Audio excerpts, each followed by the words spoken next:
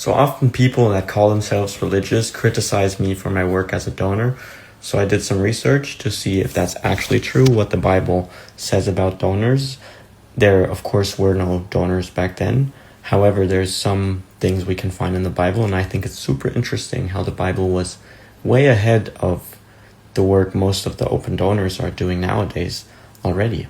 So the main question is it okay for a donor to have biological children? Of course, not his own necessarily, but can a donor or a man have biological children with multiple women and still honor God?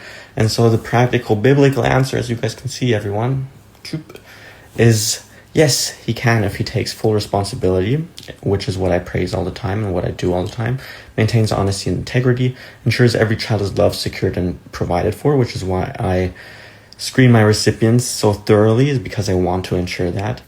Never deceives or abandons, upholds relational faithfulness to whoever he commits to, and people really get a clear contract, a clear portfolio, and explains exactly what I can commit to, and then I stay faithful to whatever and whoever I commit to according to what was agreed upon, especially, of course, towards the children. So if you don't deceive, neglect, use people, or make babies without care, then the Bible does not condemn you as a donor.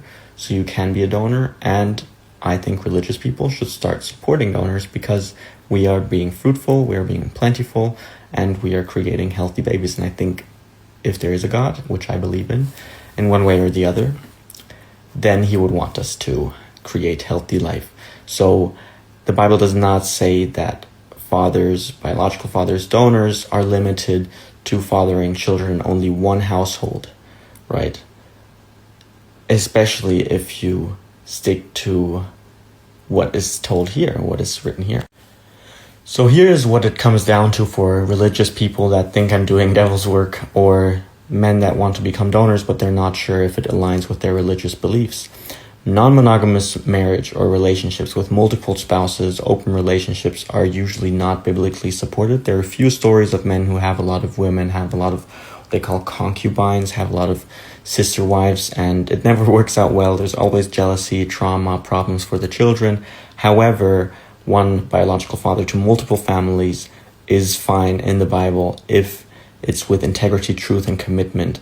So it is possible to go ahead and work with the donor, even if you are religious. It's possible to support a donor. I think you should support a donor, even if you are religious. And it's possible to become a donor if you're religious. And I think that's wonderful.